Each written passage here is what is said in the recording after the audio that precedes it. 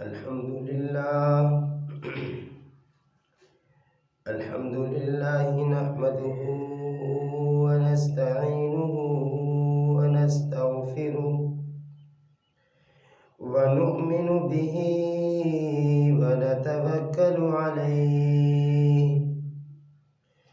ونعوذ بالله من شرور أنفسنا ومن سيئات أعمالنا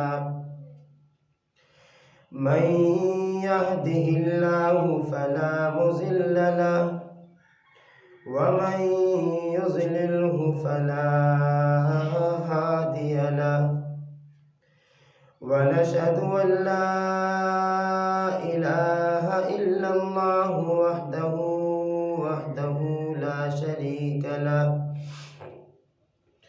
ونشهد أن سيدنا وسندنا وحبيبنا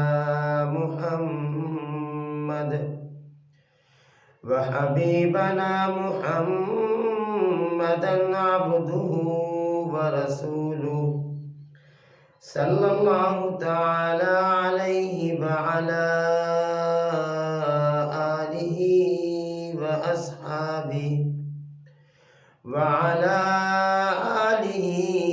وأصحابه وبارك وسلم تسليما كثيرا أما بعد فأعوذ بالله من الشيطان الرجيم بسم الله الرحمن الرحيم ما آتاكم الرسول فخذوه وما نهاكم عنه فانتهوا وقال النبي صلى الله تعالى عليه وسلم لا يدخل الجنة قتات وقال النبي صلى الله تعالى عليه وسلم لا يدخل الجنة قاطع أو كما قال عليه الصلاة والسلام آمنت بالله صدق الله مولانا العلي العظيم وبلغنا رسوله النبي الكريم ونحن على ذلك لمن الشاهدين والشاكرين الحمد لله رب العالمين اللهم صل على محمد وعلى آل محمد كما صليت على إبراهيم وعلى آل إبراهيم إنك حميد مجيد اللهم بارك على محمد وعلى آل محمد كما باركت على إبراهيم وعلى آل إبراهيم إنك حميد مجيد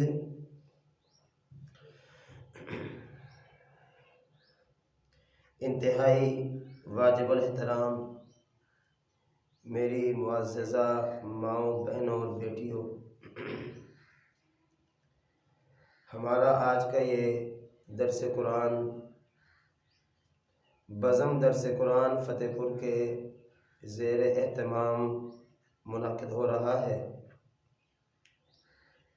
اصل مسئلہ یہ ہے کہ ہمارے مرد حضرات جو ہوتے ہیں، دین کا پیغام، دین کی بات سننے کا ان کو کچھ نہ کچھ موقع مل جاتا ہے۔ کہیں مسجد میں جمعے کے بیانات ہوتے ہیں، وہاں چلے جاتے ہیں، کہیں جلسے ہو رہے ہوتے ہیں، وہاں شرکت کر لیتے ہیں، کہیں کوئی محفل میلاد ہو رہی ہوتی ہے، وہاں چلے جاتے ہیں۔ کسی نہ کسی درجے میں ہمارے مردوں کو دین کی بات سننے کا، دین کا پیغام سننے کا موقع مل جاتا ہے، لیکن ہماری جو مستورات ہوتی ہیں عام طور پر گھر میں رہتی ہیں، گھر کے کام کاج میں مصروف ہوتی ہیں، جس کی وجہ سے دین کو سمجھنا، دین کو پڑھنا، دین کو سننا اس کا موقع نہیں ملتا یا کم ملتا ہے۔ اور یہ بھی ایک حقیقت ہے کہ اگر ایک مرد دیندار بن جائے تو اس کی دینداری اس کی ذات کی حد تک ہوتی ہے، لیکن اگر ایک خاتون دیندار بن جائے تو اس کے دیندار ہونے کا فائدہ گھر کو، گھر کے سارے افراد کو، اور خصوصاً وہ بچے جو اس خاتون کے زیر تربیت ہوتے ہیں، زیر سایہ ہوتے ہیں، اس کی پرورش میں ہوتے ہیں، ان سب تک اس خاتون کی دینداری پہنچتی ہے، اس کا اثر پہنچتا ہے۔ اس لیے اس چیز کی ضرورت محسوس ہوتی تھی کہ کوئی ایسے سلسلے شروع کر لیے جائیں کہ ان سلسلوں سے ہم مستورات تک بھی دین کا پیغام، دین کی بات، دین کا کوئی سبق، اللہ اور اللہ کے رسول صلی اللہ علیہ وسلم کی نصیحتیں مستورات تک بھی پہنچائیں، تاکہ ان مستورات کی اگر تربیت ہو گئی اور وہ دیندار بن گئی، ان کی وجہ سے جو آگے خاندان پرورش پائے گا، جو آگے خاندان تربیت پائے گا، حاصل کرے گا، وہ بھی دیندار ہوگا۔ اسی سلسلے کی ایک کڑی ہے۔ اللہ رب العزت ہمیں دین کو سمجھنے کی اور اس پر عمل کرنے کی توفیق عطا فرمائے۔ قرآن کریم کی ایک آیت مبارکہ اور جناب نبی کریم صلی اللہ علیہ وسلم کی 2 حدیث مبارکہ عرض کی ہیں۔ قرآن پاک میں اللہ فرماتے ہیں، ما آتاکم الرسول فخذوہ وما نہاکم عنہ فانتہوا۔ جو باتیں، جو احکامات، جو طریقے اور جو چیزیں نبی علیہ السلام تمہیں دیں اسے لے لو، اور جن کاموں سے، جن باتوں سے، جن طریقوں سے، جن چیزوں سے جناب محمد رسول اللہ صلی اللہ علیہ وسلم منع کریں، روکیں، اس سے رک جاؤ۔ گویا کہ دین کی بنیاد اور دین کا معیار رسول اکرم صلی اللہ علیہ وسلم کی ذات گرامی ہے۔ جو کام آپ کریں گے وہ دین ہے، جو کام آپ علیہ السلام نہیں کریں گے وہ دین نہیں ہے۔ جس کام کا آپ علیہ السلام حکم فرمائیں گے وہ دین ہے، جس کام سے آپ علیہ السلام منع فرمائیں گے وہ دین نہیں ہے۔ قرآن پاک 30 پاروں پر مشتمل ہے۔ آپ علیہ السلام کی نبوت والی زندگی 23 سالوں پر مشتمل ہے۔ اب 30 پاروں کا خلاصہ اور اللہ کے نبی صلی اللہ علیہ وسلم کی 23 سالہ زندگی اور 23 سالہ نبوت والی زندگی کا خلاصہ کیا ہے؟ جو کام آپ علیہ السلام نے کیے وہ دین ہے، جن جن کاموں سے رسول اکرم صلی اللہ علیہ وسلم نے منع فرمایا وہ دین نہیں ہے۔ لہٰذا ہر کام میں ہم اس چیز کو دیکھیں کہ یہ کام آپ علیہ السلام نے کیا ہے، اگر کیا ہے تو وہ دین ہے، ہم کریں گے۔ اگر وہ کام آپ علیہ السلام نے نہیں کیا تو وہ دین نہیں ہے، ہم اس کو نہیں کریں گے۔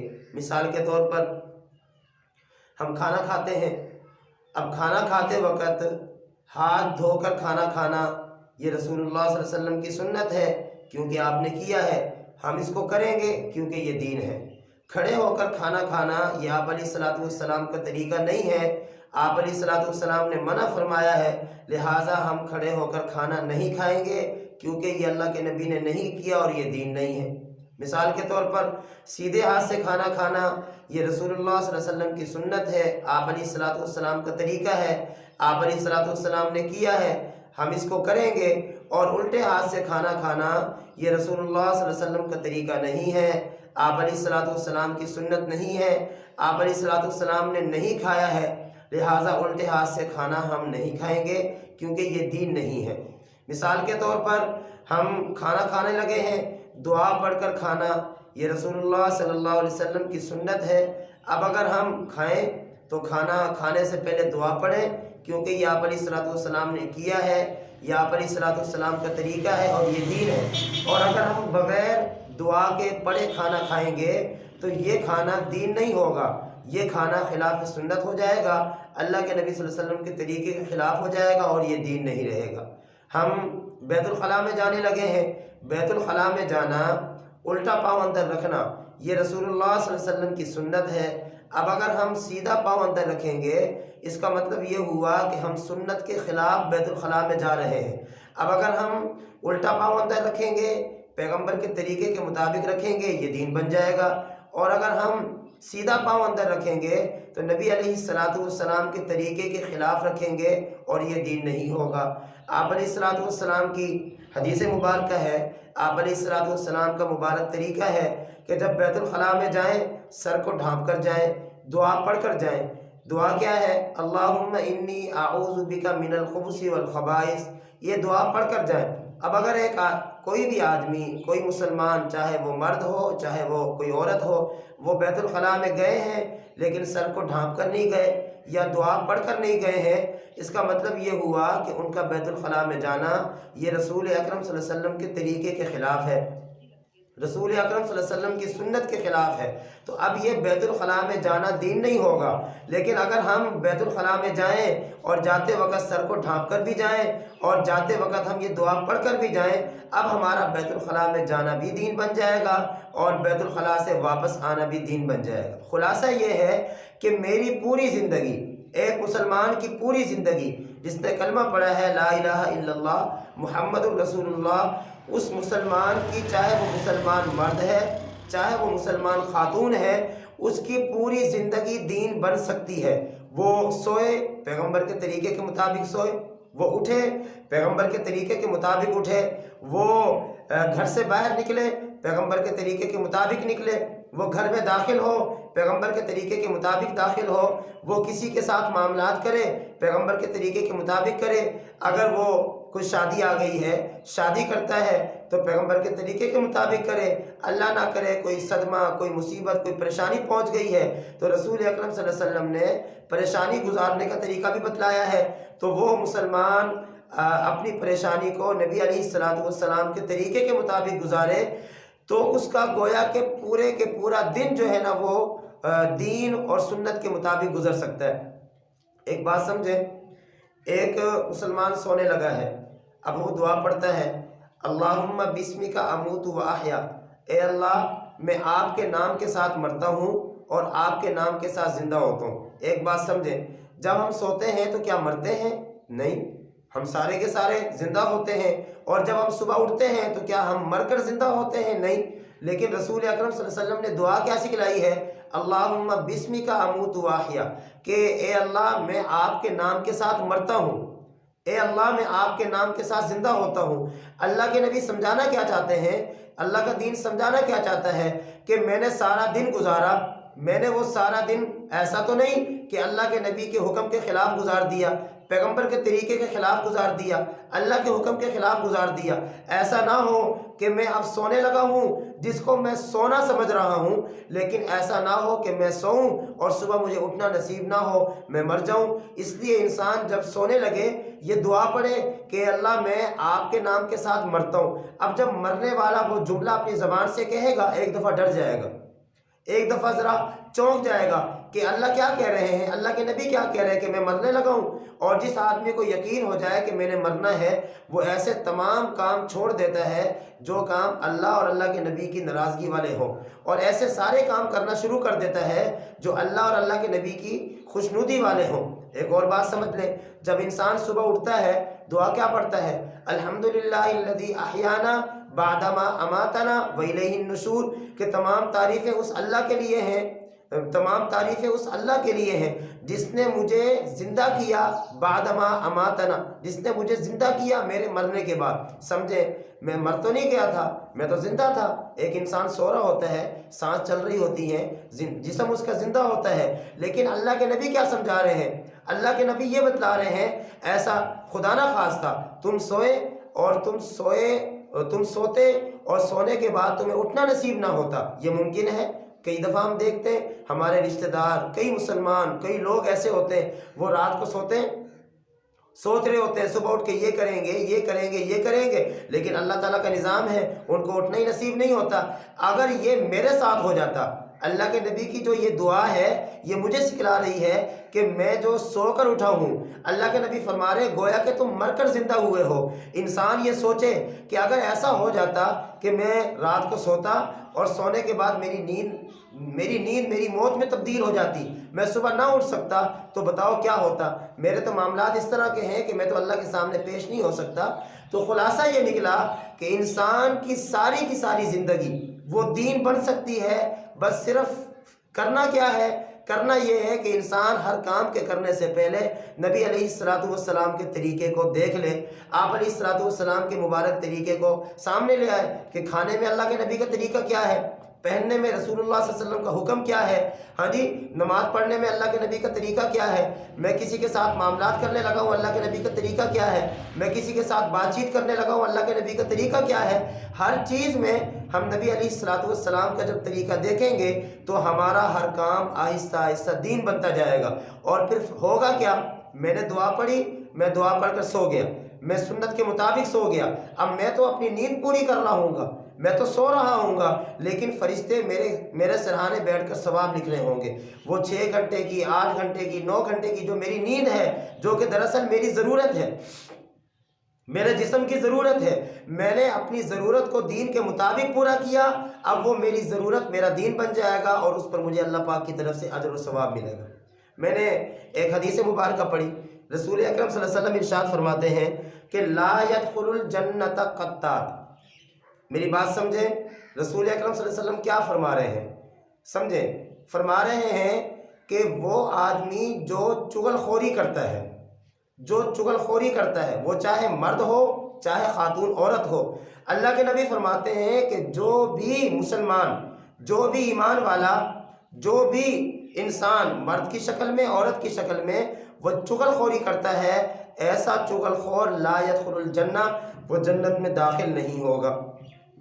چغل خوری کس کو کہتے ہیں؟ ذرا سمجھیں، چغل خوری کہتے ہیں ایک آدمی کے سامنے دوسرے کی برائی کرنا اور کہنا کہ وہ آپ کے بارے میں ایسا کہہ رہا تھا، وہ آپ کو برا کہہ رہا تھا، وہ آپ کو گالی دے رہا تھا، ہاں جی، ایک مرد دوسرے مرد کے سامنے بیٹھ کر تیسرے مرد کے بارے میں کہہ رہا ہے کہ جی وہ آپ کو اس طرح کہہ رہا تھا۔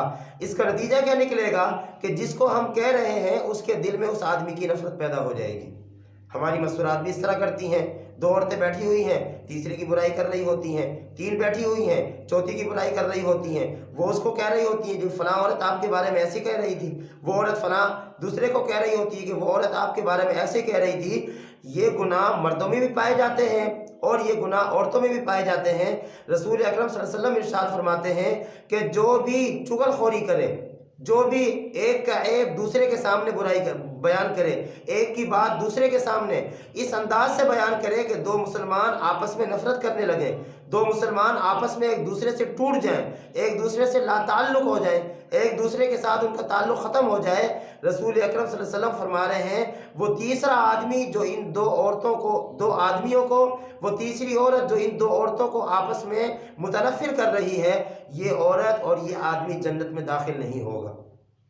حدیث پاک میں آتا ہے، رسول اکرم صلی اللہ علیہ وسلم ارشاد فرماتے ہیں وجبت محبتی للمتحابین فیہ والمتجالسین فیہ والمتبازرین فیہ، کہ ایسے 2 مسلمان جو آپس میں محبت کریں، اللہ فرماتے ہیں میرے لیے، اللہ فرماتے ہیں میرے لیے، جو آپس میں محبت کریں میرے لیے، آپس میں ایک دوسرے کے ساتھ بیٹھیں میرے لیے، ہاں جی، اور آپس میں جو بھی معاملات کریں میرے لیے، اللہ فرماتے ہیں کہ ان 2 کی آپس کی محبت کرنے کی وجہ سے مجھ خدا کی محبت بھی ان کے لیے واجب ہو جاتی ہے۔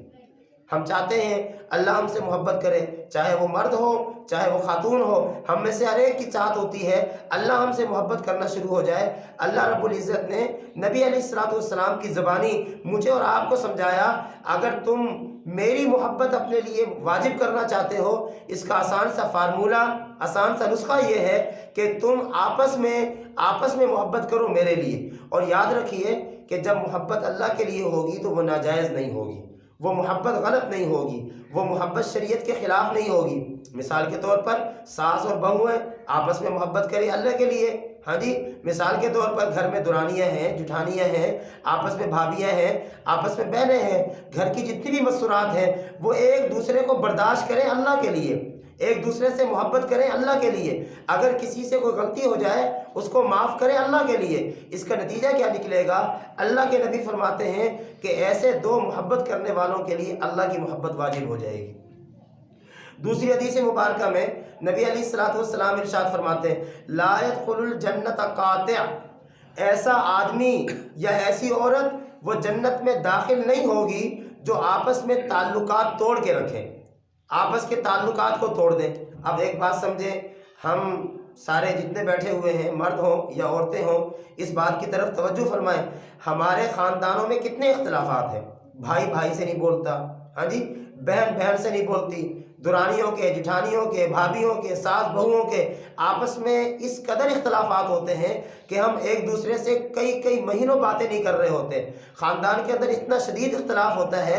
हालांकि रसूल अकरम सल्लल्लाहु अलैहि वसल्लम ने क्या फरमाया, अल्लाह के नबी सल्लल्लाहु अलैहि वसल्लम ने फरमाया, अल मुस्लिमु का जसदिन वाहिद, सारी दुनिया का मुसलमान एक जिस्म की तरह है।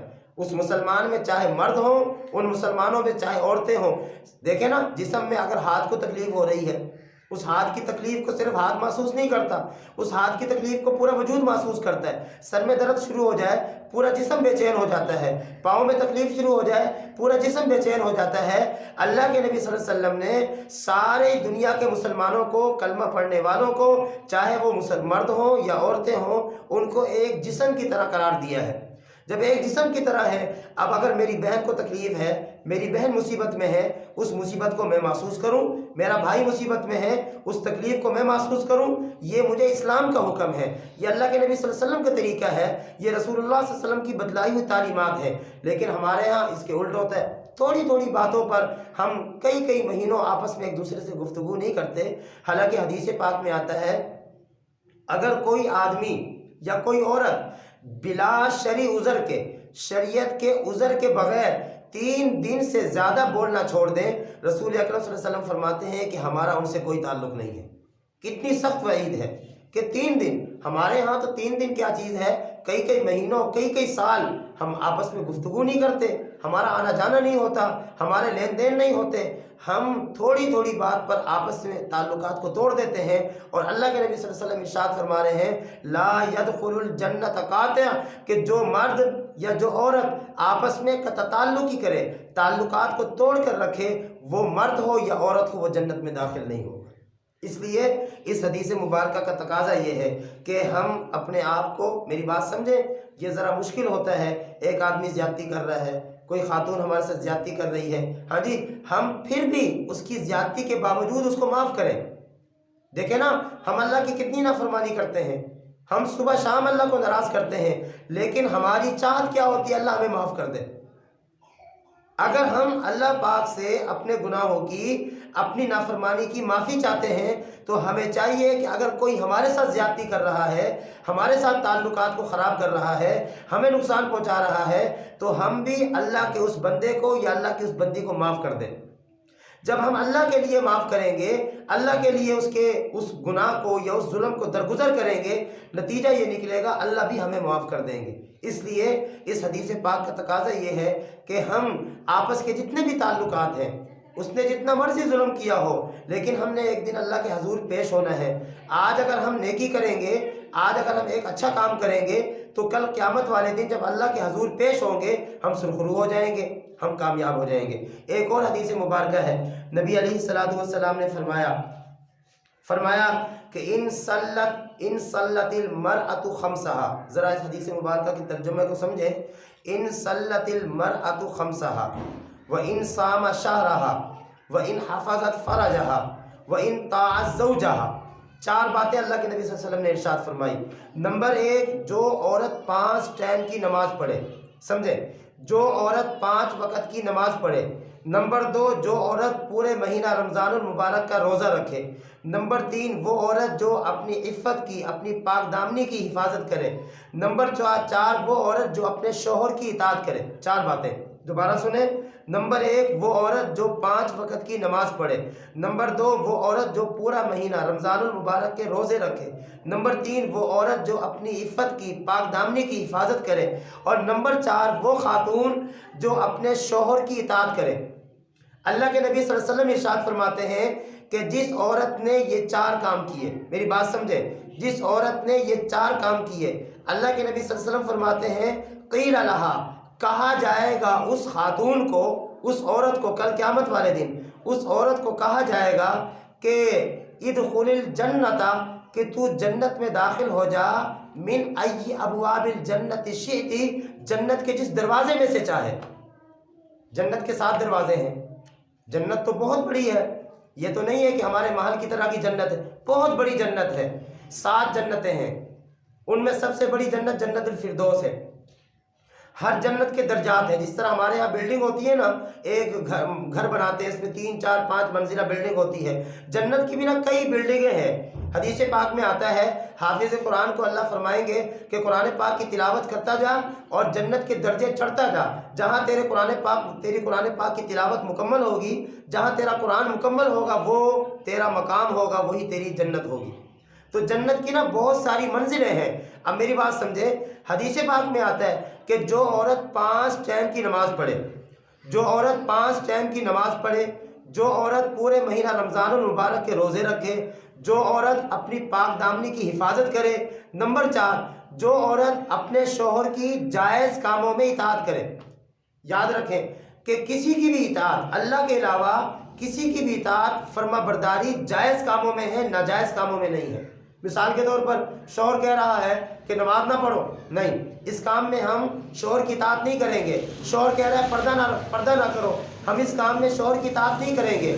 شوہر کی اطاعت ان کاموں میں کی جائے گی جو کام شریعت کے مطابق ہو، جو کام اللہ اور اللہ کے نبی کے حکموں اور طریقوں کے مطابق ہو۔ اب میری بات سمجھیں، 5 ٹائم کی نماز پڑھنا ہمارے اوپر فرض ہے، اور یاد رکھیے کوئی مشکل نہیں ہے، دیکھیے کوئی مشکل نہیں ہے، ہم 5 ٹائم کی نماز پڑھیں، نماز پڑھ کر ہم اللہ رب العزت کے ساتھ اپنے معاملات کو حل کریں۔ آج ہر عورت پریشان ہے، کسی کی کوئی پریشانی، کسی کی کوئی پریشانی، مردوں کی پریشانی اپنی ہے، عورتوں کی پریشانی اپنی۔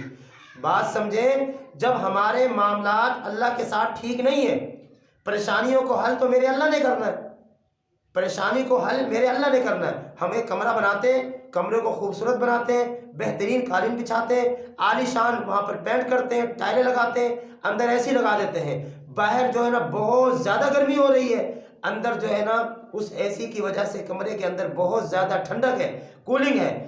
اب اس آدمی نے سارے انتظامات کر لیے سکون کے، اب وہ کمرے میں بیٹھا ہے لیکن دل کو سکون نہیں مل رہا۔ وہ عورت کمرے میں بیٹھی ہے، سکون نہیں مل رہا۔ بھائی سکون ان چیزوں میں ہے ہی نہیں، سکون تو اللہ کے ذکر میں ہے، سکون تو اللہ کی فرما برداری میں ہے، سکون تو اللہ تعالیٰ کے حکموں کو پورا کرنے میں ہے، سکون تو جناب محمد رسول اللہ صلی اللہ علیہ وسلم کے طریقے کے مطابق زندگی گزارنے میں ہے۔ جو خاتون صبح اٹھے نماز نہ پڑھے، ظہر کی نماز نہ پڑھے، عصر کی نماز نہ پڑھے، مغرب کی عشاء کی نماز نہ پڑھے، وہ خاتون خود سوچے کہ میں نے دن میں 5 دفعہ اپنے رب کی نافرمانی کی ہے۔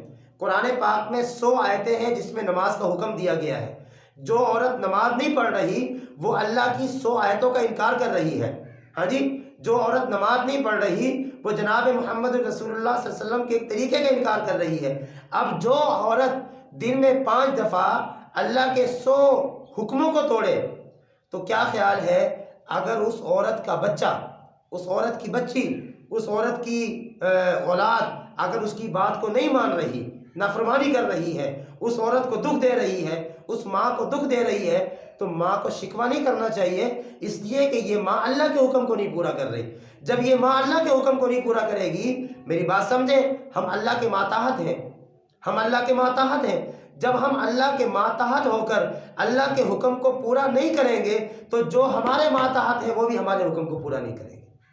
جب ہم اللہ کے ماتحت ہو کر، اللہ کا کھا کر، اللہ تعالیٰ کی نعمتوں کو استعمال کر کر، میری بات سمجھیں، یہ سانس جو ہمارے وجود میں چل رہا ہے کس نے دیا ہے؟ اللہ نے دیا ہے۔ یہ آنکھیں، یہ ہاتھ، یہ پاؤں، یہ چلنے پھرنے کی نعمتیں، ہاں جی، یہ سب کچھ ہمیں کس نے دی ہے؟ اللہ نے دی ہے۔ جب ہم اللہ کی اتنی نعمتوں کو دن میں استعمال کر کر اللہ کے حکم کو پورا نہیں کریں گے تو جو اولاد ہم سے پیسے لے کے اپنی ضرورتوں کو پورا کرتی ہے، ہاں جی، جو اولاد ہم سے پیسے لے کے اپنی تعلیمی فیسوں کو پورا کرتی ہے، وہ اولاد بھی پھر ہماری بات کو نہیں مانے گی۔ گھر میں سکون نہیں آئے گا، یاد رکھیے، گھر میں سکون نہیں آئے گا، کیونکہ اس گھر میں اللہ کا نام نہیں لیا جاتا، اس گھر میں اللہ کے حکم کو نہیں پورا کیا جاتا۔ اور دوسری بات، اللہ کے نبی نے ارشاد فرمایا کہ رمضان المبارک کے روزے رکھے۔ ٹھیک ہے، بس اوقات رمضان کے روزے گرمی میں آ جاتے ہیں، مشکل ہوتا ہے، لیکن یاد رکھیے اس روزے کے بدلے میں اللہ کل جنت دے گا، اس روزے کے بدلے میں کل اللہ اپنی رضا دے گا۔ تو جنت کو لینا آسان ہے؟ جنت کو حاصل کرنا مشکل ہے؟ یہاں میرا پھل کھانے کو جی چاہتا ہے، پیسے نہیں ہے، نہیں کھا سکتا۔ جنت میں ایک پھل لگا ہوگا، جنتی بیٹھا ہوگا، دل کرے گا پھل کھانے کو۔ حدیث پاک میں آتا ہے وہ درخت خود بخود انسان کے پاس آ جائے گا، اس کی ٹہنیاں انسان کے قریب ہو جائیں گی، انسان کو اٹھنا نہیں پڑے گا، جانا نہیں پڑے گا، کوئی چھری نہیں لینی پڑے گی، اس کو کاٹنا نہیں پڑے گا، بلکہ وہ درخت خود بخود اس جنتی کے قریب آئے گا۔ جنتی اس پھل کو توڑے گا، اس کو کاٹے گا، ایک پھانک لے گا، ذائقہ اور، دوسرے پھانک کا ذائقہ اور، تیسری کا اور، چوتھی کا اور۔ اللہ تعالیٰ نے جنت کے پھل بنائے ہیں، وہ انسان کے لیے، مسلمان کے لیے بنائے ہیں، لیکن وہ جنت ملے گی کب؟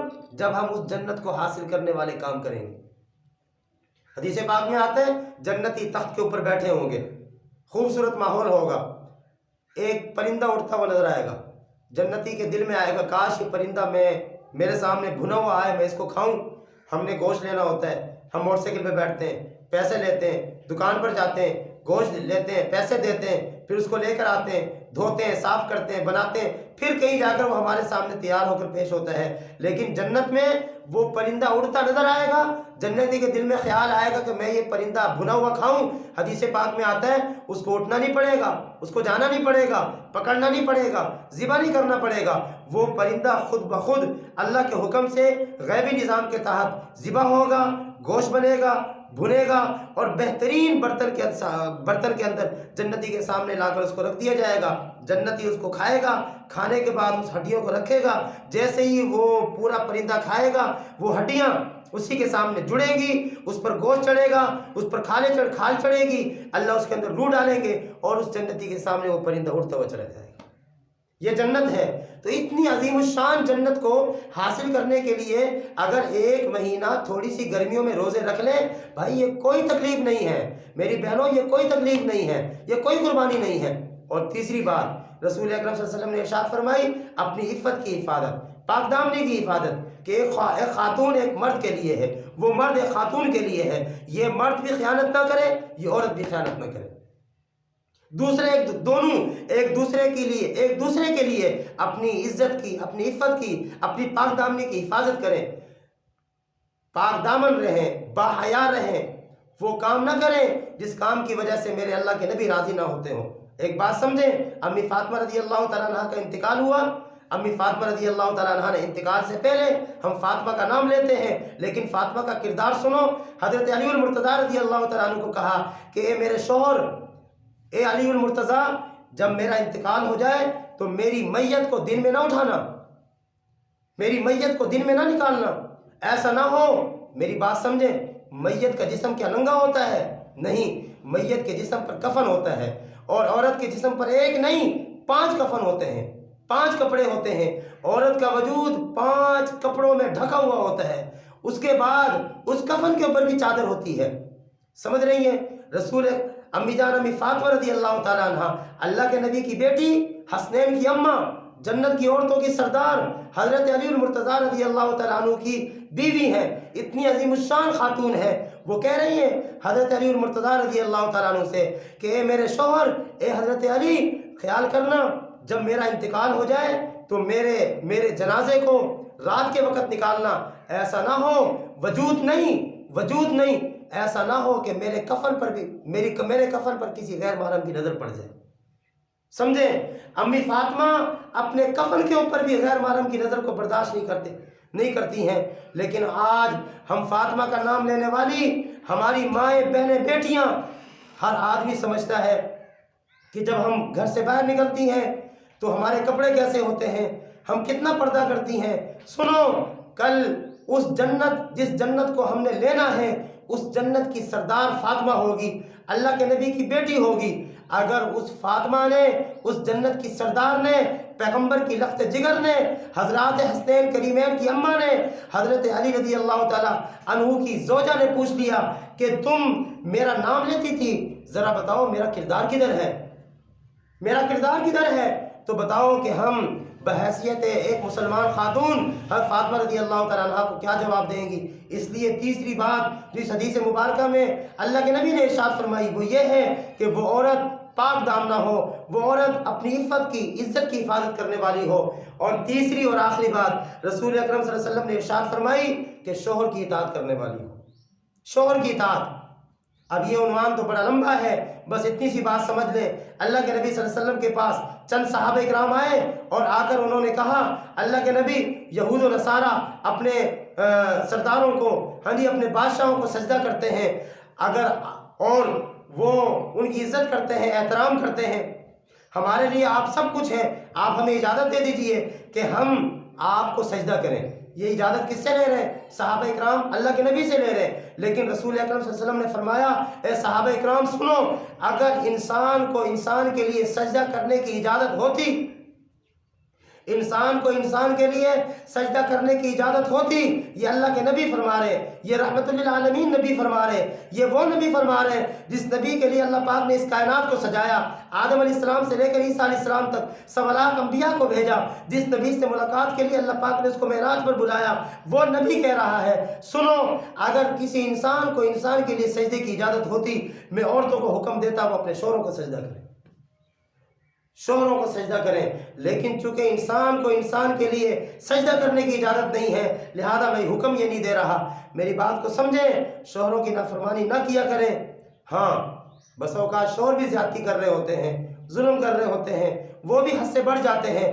اللہ سے مانگیں، اللہ پاک سے مانگیں، یا رؤوف، یہ ایک اللہ کا نام ہے، یا ودود۔ جن عورتوں کو گھر میں شوہروں کی طرف سے، مردوں کی طرف سے مشکلات کا سامنا ہو، سورہ قریش پڑھیں، سورہ قریش 30ویں پارے کی ایک سورت ہے، یا ودود اللہ کا نام ہے، اس اللہ کے نام کو، یا رؤوف اللہ کا نام ہے، اس اللہ کے نام کو پڑھ کر کسی میٹھی چیز پر اس آدمی کو کھلائیں، اللہ کے ناموں کی ان برکت سے انشاءاللہ اس آدمی کا ناجائز غصہ ختم ہو جائے گا، وہ جو ظلم زیادتی کر رہا اللہ کے حکم سے ختم ہو جائے گا۔ اللہ سے مانگے، لیکن شوہر کی نافرمانی کرنے کی اجازت نہیں۔ جو عورت یہ 4 کام کرے گی، اللہ کے نبی صلی اللہ علیہ وسلم ارشاد فرماتے ہیں کہ کل قیامت والے دن اس کو کہا جائے گا، جنت کے 7 دروازے ہیں، جن دروازوں میں سے چاہو داخل ہو جاؤ، جن دروازوں سے چاہو داخل ہو جاؤ۔ یہ دنیا گزر جاتی ہے، بات تھوڑی سی لمبی ہو گئی ہے، خلاصہ یہ ہے کہ ہم اپنی زندگی کو دین کے مطابق بنائیں، ہم اپنی زندگی کو حضرات صحابیات کے مطابق بنائیں، ہم اپنی زندگی کو اللہ اور اللہ کے نبی کے حکم اور طریقوں کے مطابق بنائیں۔ ہمارا گھر بھی جنت، ہماری زندگی بھی جنت، انتہائی سکون ملے گا انشاءاللہ۔ یہ گھر سکون کا گہوارہ بن جائے گا، ہماری اولاد ہمارا فرمانبردار بن جائیں گی، دائیں بائیں کے لوگ اللہ کے لیے ہم سے محبت کرنے والے بن جائیں گے۔ اللہ رب العالمین جو کچھ کہا سنا ہم سب کو اس پر عمل کرنے کی توفیق عطا فرمائے۔ وآخر دعوانا الحمدللہ رب العالمین۔